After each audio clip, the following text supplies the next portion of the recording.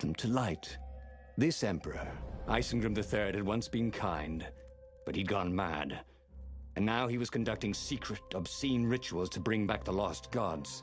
Had he, somehow, summoned the long-lost components of the legendary weapon out of the deep places of the earth?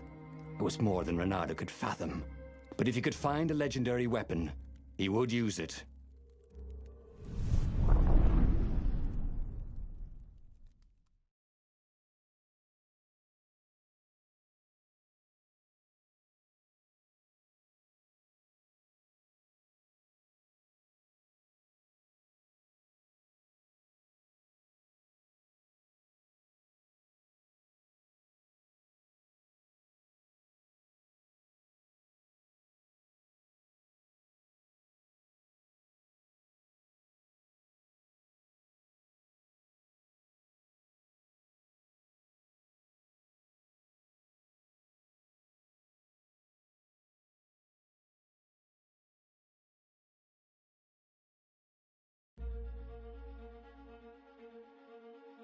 As he set foot on the island, Renato couldn't help feeling a bit curious.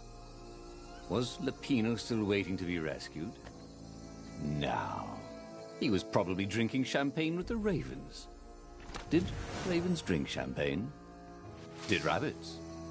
Renato felt oddly thirsty, come to think of it. Why had he chosen the Sky Ripper? Renato never made plans that required constant vigilance. He was a hero. He didn't think too much. He just went with his gut and hoped it all worked out. The Sky Ripper was a long shot. He'd have to devote himself to it. No side journeys, no rescuing old friends. That was against his nature. Could he stick with it?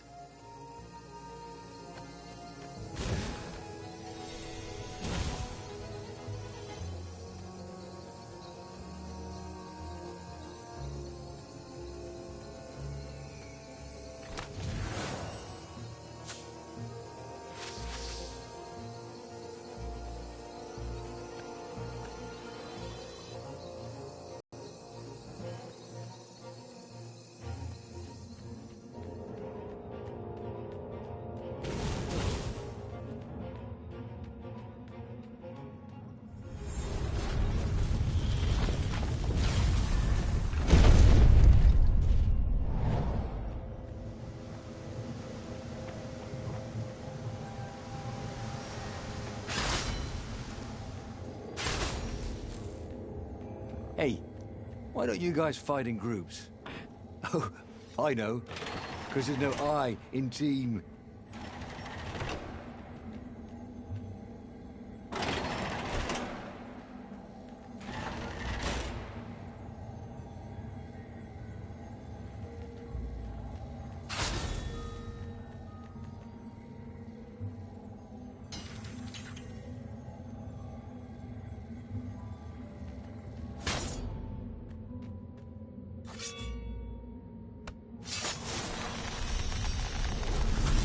Maybe I should follow my nose, thought Renato.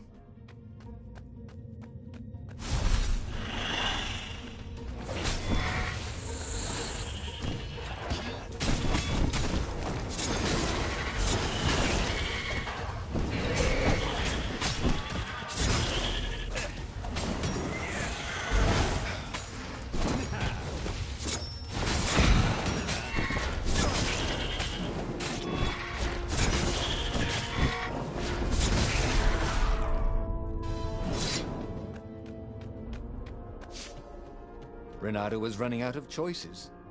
Zenobia's love brought him only sorrow. His best friend was his enemy. And the Iblis stone... Oh, he shuddered. Best not to think about it. All that was left was the Sky Ripper, a weapon powered by a god's eye. So be it, then. He was practically sure he'd find something useful in one of these things.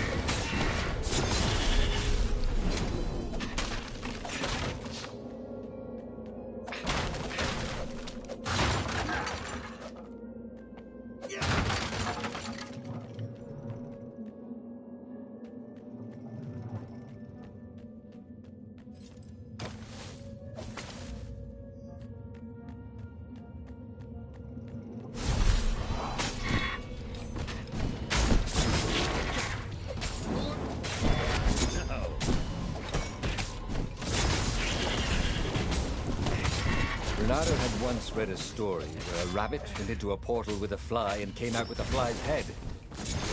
It creeped him out to even think about it.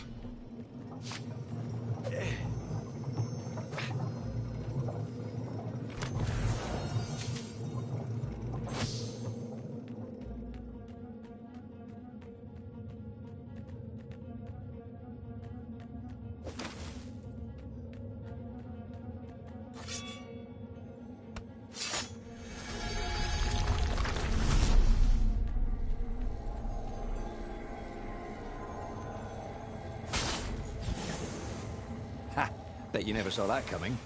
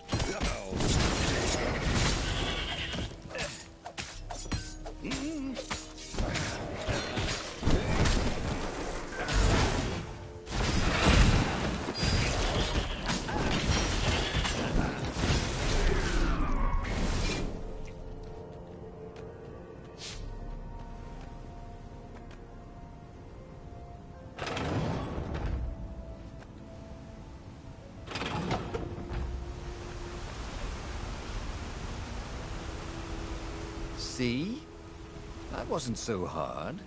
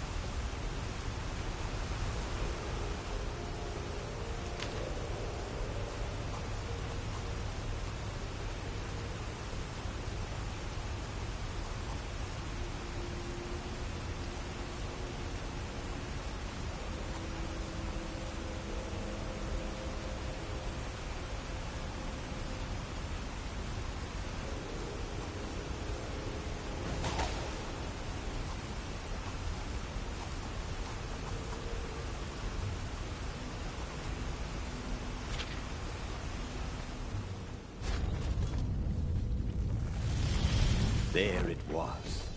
Skyripper's armature. The stuff that dreams are made of. Engineers' dreams, anyway. The device was intricate. No one alive had the skill to make a thing like it. How was it part of a weapon at all? He'd have to ask a scientist. But first, he'd get the second piece. Skyripper had a heart. A core that had come to rest on the next island.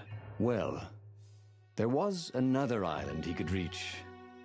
Zenobia had just invaded it with her father's Raven battalions. She must be encamped there still. But fighting Zenobia now, that made no sense at all.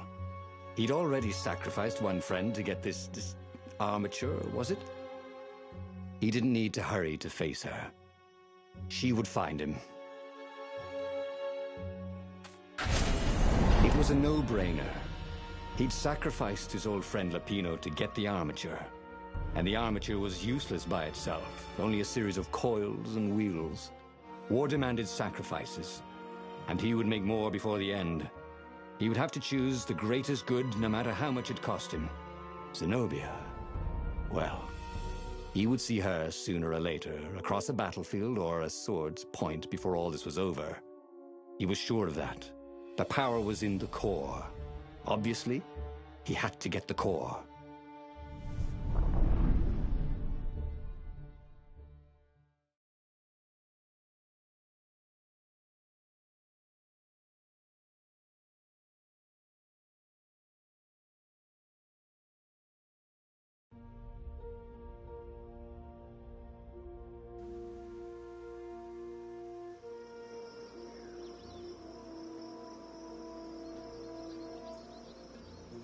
He looked up at the old trees around him.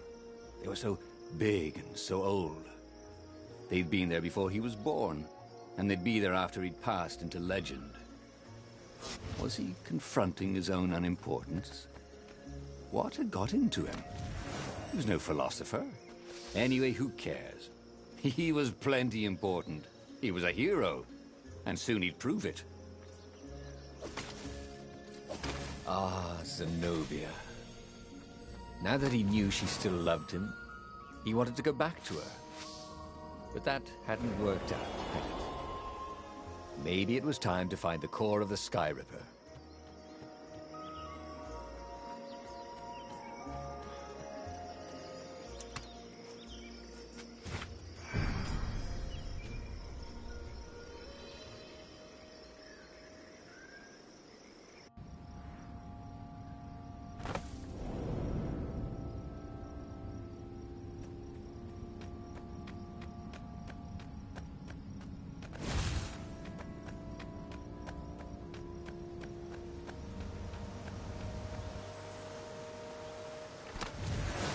Ooh, sparkly, thought Renato. There was something sour in the air. Like the earth had ruptured over something that had been fermenting for a very long time.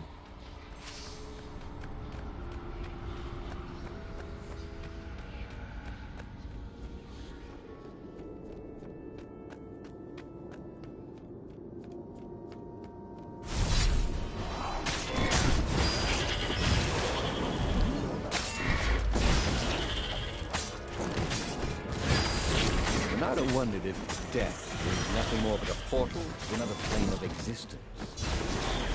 He didn't particularly want to find out.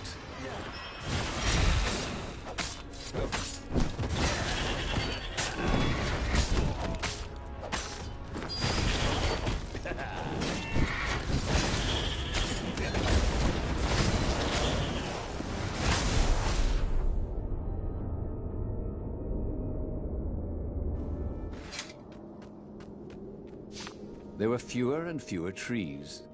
There were only these huge crystalline growths. Had those been here before? He no longer heard birds except for the feverish cawing of the ravens when they attacked. He couldn't smell the small animals of the forest, the mice and rabbits. Where had they gone? And he was getting hungry too. This was an unhealthy place to be.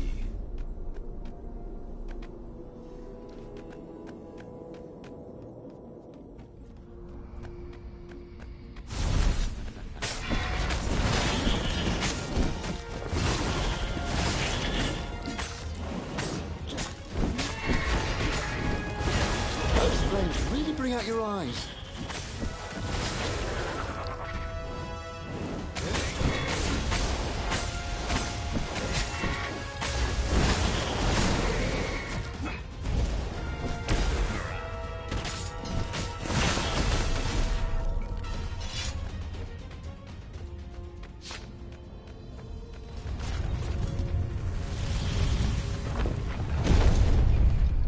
The 20-sided core made him feel physically sick.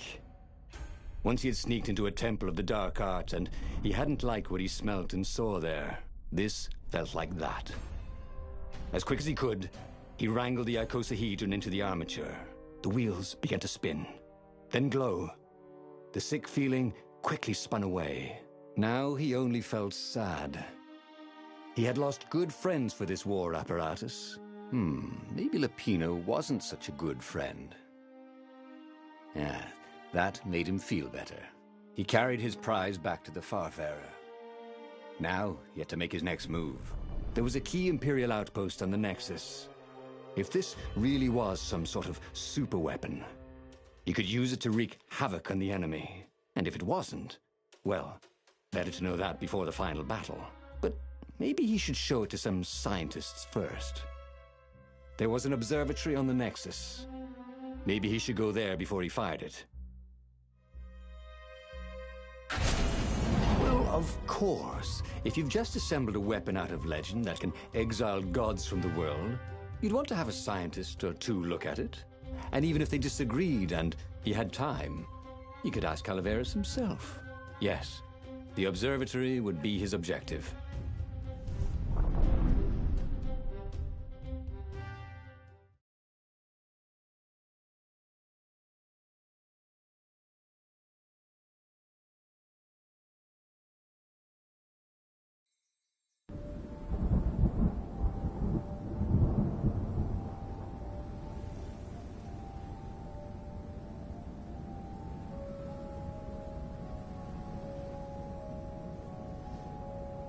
Why had the parts of the Sky Ripper only surfaced now, thousands of years after the Transcendent Emperor had dismantled it? The mad Emperor Isengrim had performed terrible, bloodthirsty rituals to invoke the lost gods. Was that why these ancient artifacts were rising out of the ground? How perfect, then, that the Sky Ripper would reappear to be his destruction. Renata hoped his mother wasn't watching.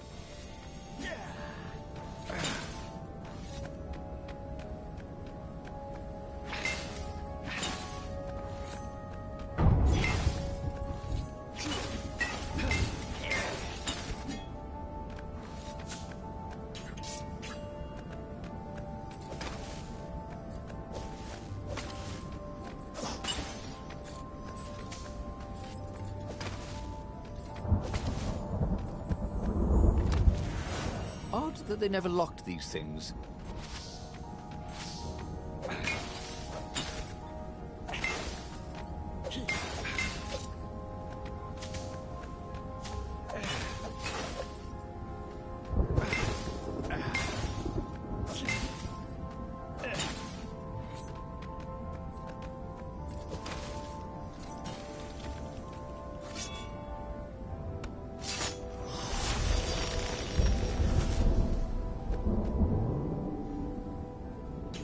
There were stickers all over the platform for really hot lady foxes, with pictures and addresses and everything.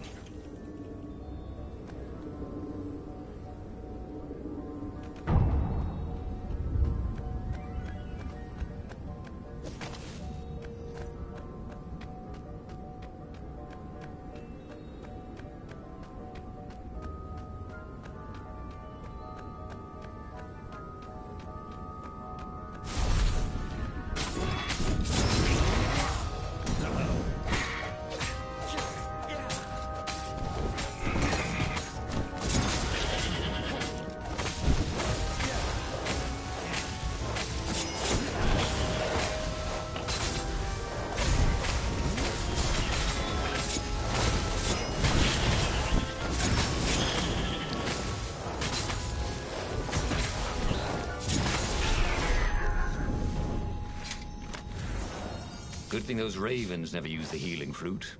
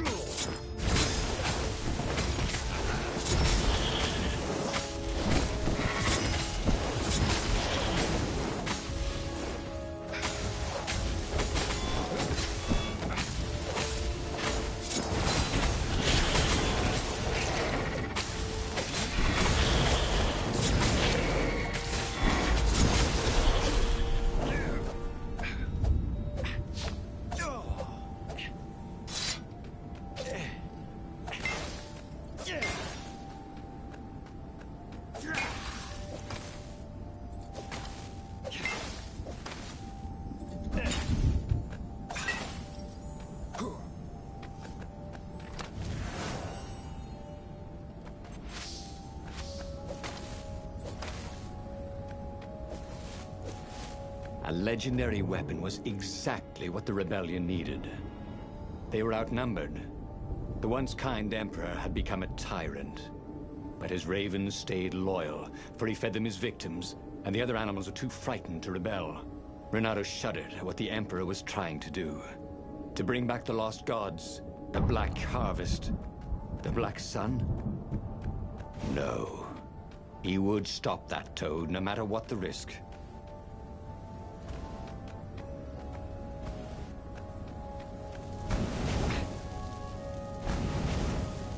Energy spears. Easy to dodge, but boy do they sting if you didn't pay attention.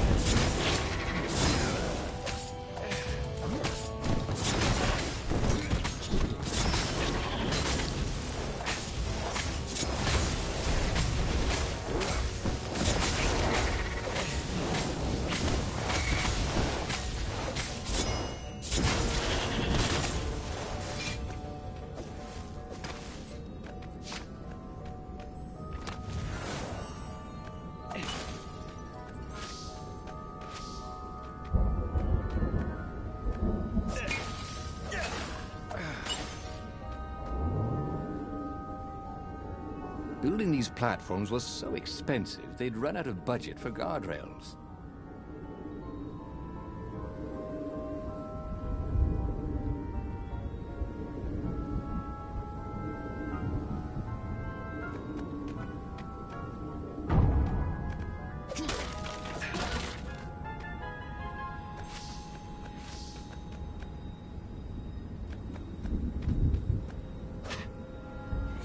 Renato was thrilled. The scientists seemed to think he'd put the Sky Ripper together right. But one toad was worried. Yeah, the Sky Ripper could tear a hole in existence itself. There are invisible strings that tie the universe together. If the Sky Ripper cut one, the hole would widen and widen until our whole existence fell into it. Another toad sighed. Irving still believes in string theory. At least go see Calaveras. Yeah, said the worried toad. He knows more than anyone else has forgotten about the Transcendent Emperor. If anyone could tell him how to use this weapon safely, it would be Calaveras. It was he who had told Renato how to find it in the first place. But maybe he had to give up on using it as a weapon. Maybe he had to go to the secret rebel base and ask the generals there what he could do with a weapon that he dared not use. Well, he should have known he'd have to consult Calaveras again. The scientists at the observatory were smart enough. But what did they know of the Transcendent Emperor? He hoped it wouldn't delay him too long. The rebels had scheduled the final battle soon. Every day they delayed risked the exposure of the secret base. And some soldiers were already drifting back to their homes and families. Calaveras would fix the Sky Ripper for him, and then he would win the final battle.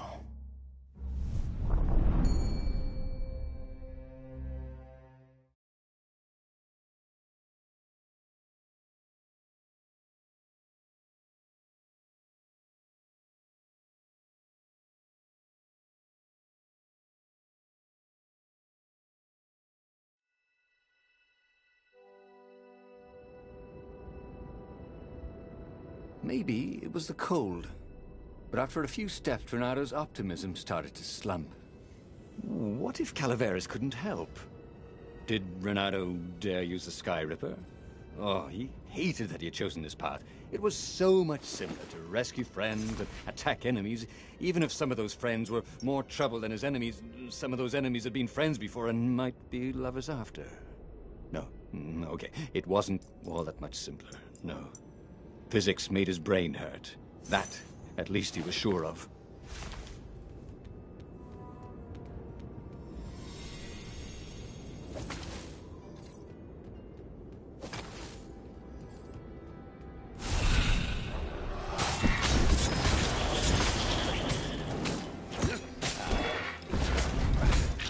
Say hi to gravity for me.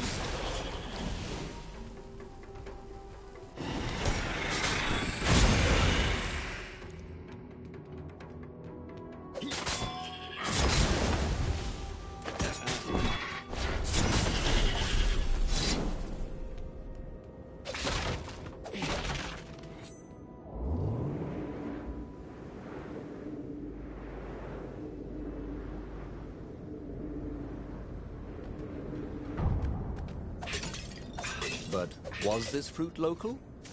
That's what Renato wanted to know.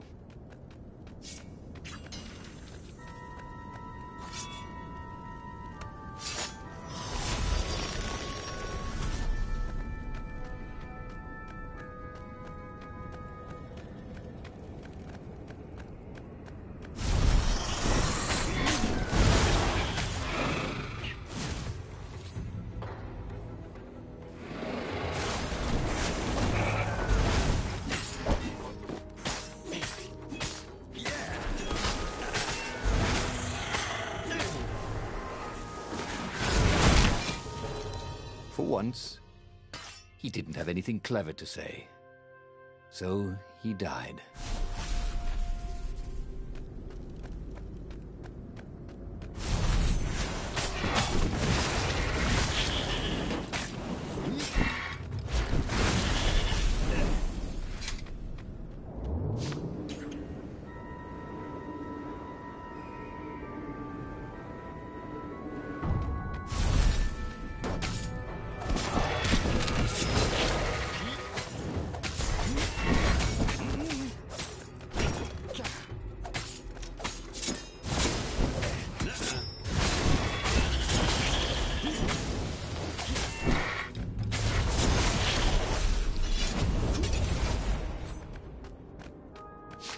Tried to focus on the now. The ravens who seemed everywhere all the time. Where did they hatch from? Were there giant raven hatcheries somewhere, or did they have families? Ooh, he didn't want to think about raven mummies raising their darling raven chicks. Yeah, Calveras would help. He would make Renato feel better about using the Sky River. And then Renato wouldn't have to worry about ravens ever again.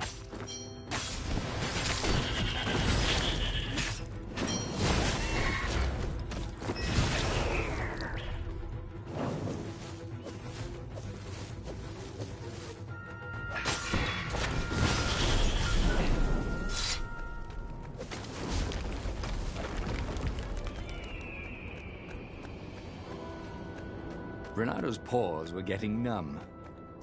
Calaveras really didn't want company, did he?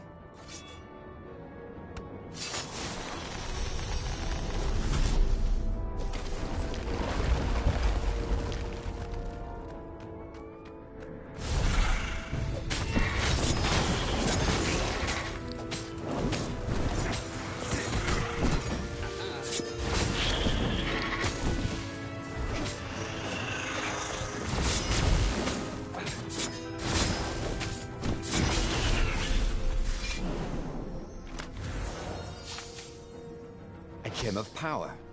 Ooh, he didn't find those every day.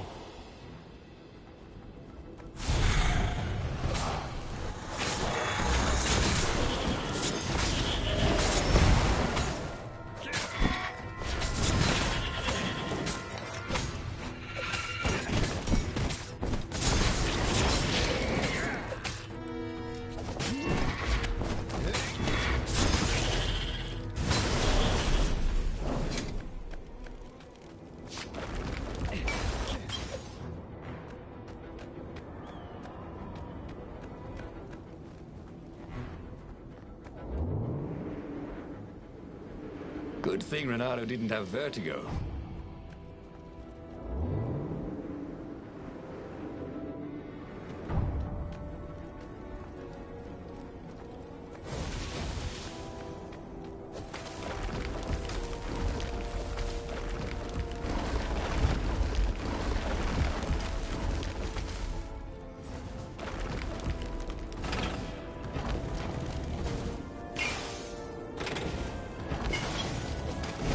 Renato had sacrificed a friend for the Sky Ripper. It would be worth it if he could bring a super weapon to the rebellion, but the scientists had ruined everything.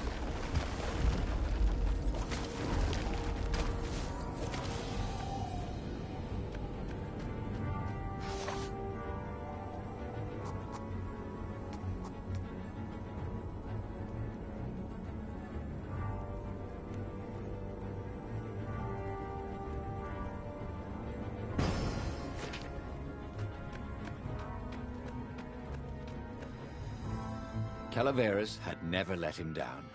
Yeah, of course I can make it work better. But when Renato explained about the strings, Calaveras grew thoughtful. Oh, strings, you say? Well, the Arcana do speak of the ties that bind the world. He drew many intricate symbols in the dirt.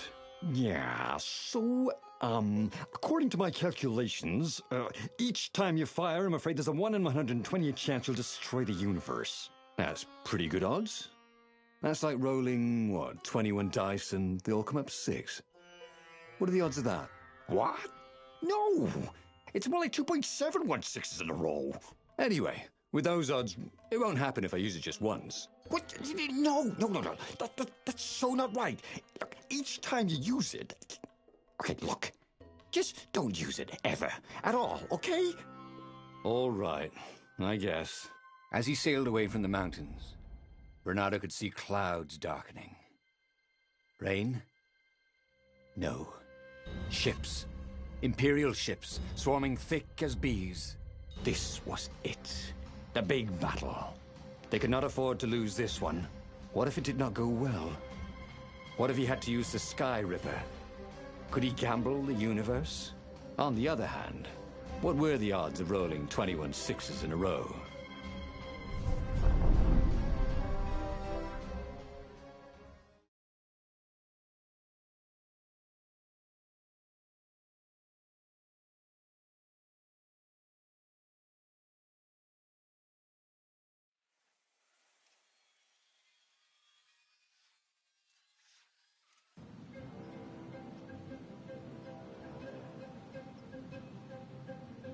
The battle was not going spectacularly well. What had the rebels been thinking? They'd been thinking he would bring the Sky Ripper, or the Iblis Stone, or that he'd sideline Zenobia somehow, or turn her.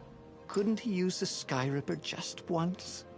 After all, if chances were 1 in 128, that meant he'd for sure be okay the first time. They'd get worse each time he used it, but the first time would be okay, right? He wasn't sure that it was right. So he didn't fire the Sky Ripper. He just brought it along, in case.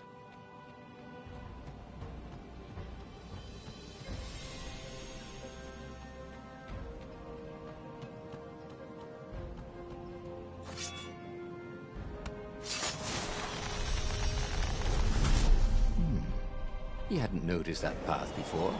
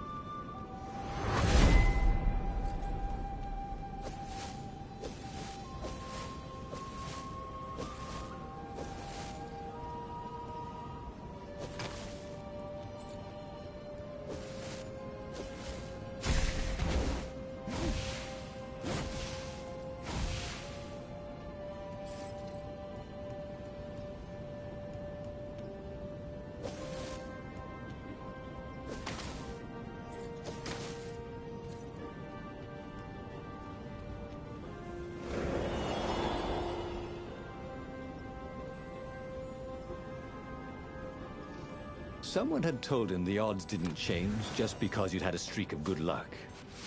His gut told him that was wrong, though. And he always listened to his gut. On the other hand, 128 chances to win. But one of them, he'd destroy the universe. Ooh, that seemed a bit serious. Maybe he could defeat the Emperor without firing the Skyripper. Maybe he could bluff, but with a real weapon. Like in cards, when you had 3 knaves, but you pretended you had a fizbin. Well, that could work.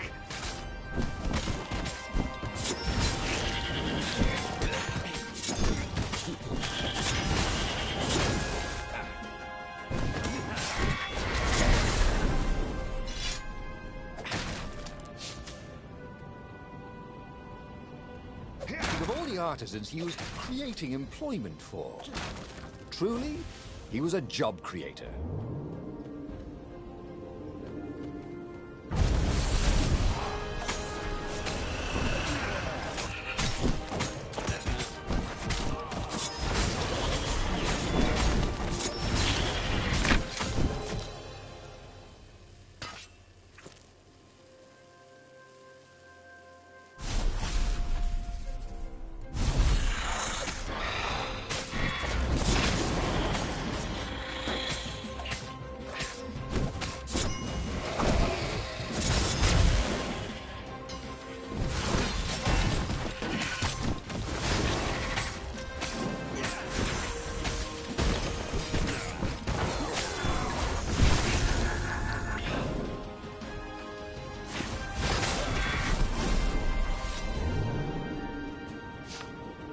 There was a sign.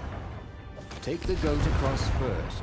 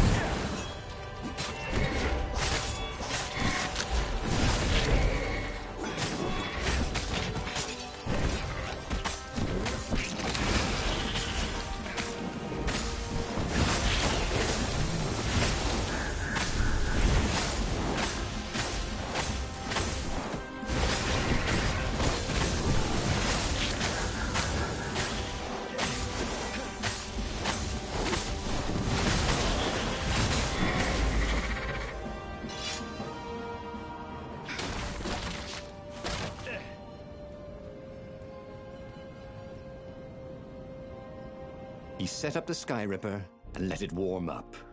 He would bluff if he had to.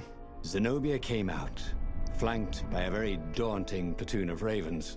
You won't actually use that, she said in that annoying, I know everything because I'm a cat and you know nothing because you're just a fox voice she had. Or I know the odds. Good, because there's a real chance you could destroy the universe. No, not the first time I use it. The odds are too low. What? No? Yeah, sure. The first time, the odds are practically nothing. They only go up if I use it a bunch more times. No, but that's not how odds work. Didn't you pay attention in class? Now surrender, or I'll use it. Just once, he said. Don't. He felt sure the odds were with him. He had to go with his gut. That's what heroes do. Fire, he said. Please? The Skyripper fired. With a tremendous whoosh, the Emperor's flagship went up in flames. It was awesome. And then he noticed there was a hole in the air. A blackness, like a tear in a parchment. Wind was blowing into it, widening it. It grew larger, and even larger. Crates fell upwards into it, and the world itself seemed bent, like the reflection on a curved mirror, as it poured into the ravenous hole. Ah, 1 in 128. What are the odds? Thought Renato, and then everything fell into the hole and was gone. He should go back to some of the choices he'd faced before. Maybe there were new paths that had opened up, like those doors he was opening up all over the map that took him to new treasures and around his enemies. But he'd learned another true thing. The core was powerful, but dangerous if used improperly.